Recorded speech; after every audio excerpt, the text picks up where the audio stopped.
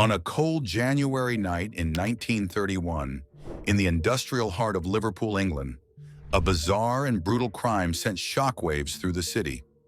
Julia Wallace, a quiet and unassuming housewife, was found bludgeoned to death in her own home. The circumstances surrounding her murder were as chilling as they were perplexing, and the subsequent investigation would spark decades of debate and speculation. Was her husband, William Herbert Wallace, the mastermind behind the crime? Or was this an elaborate scheme orchestrated by a mysterious caller never identified?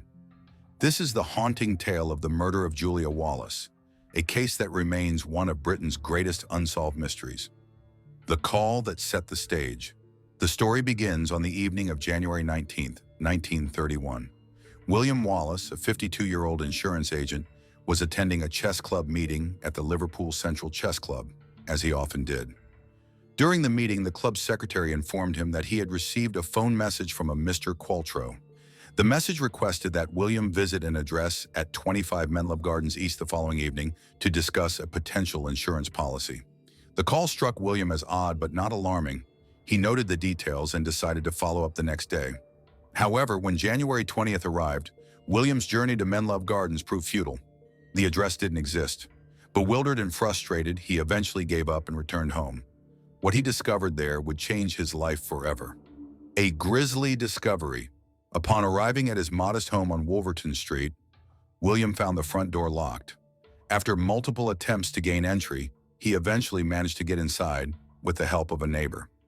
The scene that greeted him was horrifying. His wife, Julia, lay on the living room floor in a pool of blood.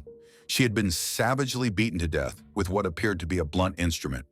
The room showed signs of a struggle, yet curiously, no significant valuables were missing. There was no forced entry, and the crime seemed motiveless. William was devastated and immediately summoned the police. As investigators combed through the scene, the inconsistencies began to pile up, and suspicions turned toward William himself. The investigation and trial.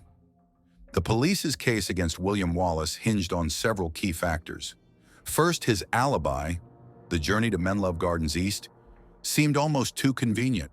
The mysterious Mr. Qualtrough, who had made the phone call, was never identified, and investigators theorized that William had made the call himself from a public phone booth to create an alibi. Second, the timeline appeared almost impossibly tight.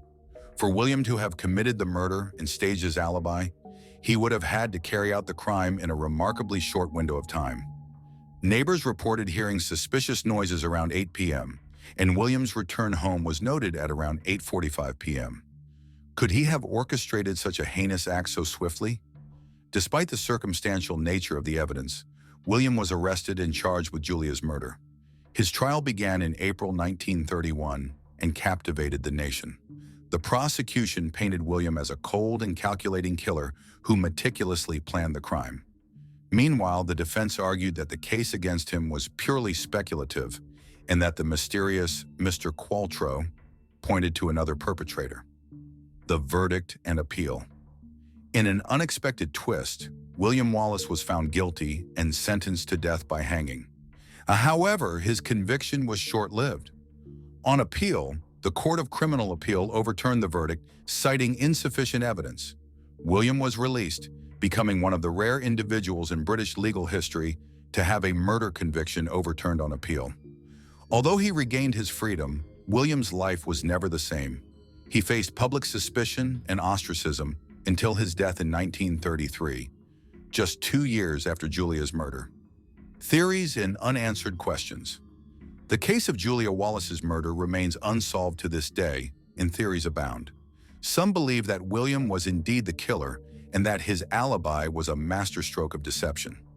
Others argue that the crime was committed by an unknown assailant, possibly someone connected to Julia's social circle or the mysterious Mr. Qualtrough. One particularly compelling theory suggests that a man named Richard Gordon Perry, a former colleague of William's, may have been involved. Perry reportedly had a reputation for dishonesty and may have had access to the Wallace home. However, no concrete evidence ever linked him to the crime.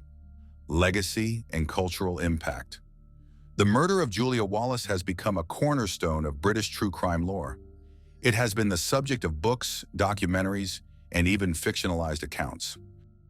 The case's enduring mystery lies in its perfect blend of intrigue, misdirection, and the chilling reality of a life cut short. Julia Wallace's murder serves as a reminder of the fragility of justice and the enduring allure of unsolved crimes. It leaves us with haunting questions. Who was Mr. Qualtrough? What really happened on that fateful night in January 1931? And most importantly, will we ever know the truth? Thank you for joining us as we explored one of history's most perplexing cases. If you have theories or insights about the murder of Julia Wallace, we'd love to hear them in the comments below. Don't forget to like, share, and subscribe for more deep dives into the world's most mysterious and forgotten crimes. Until next time, stay curious.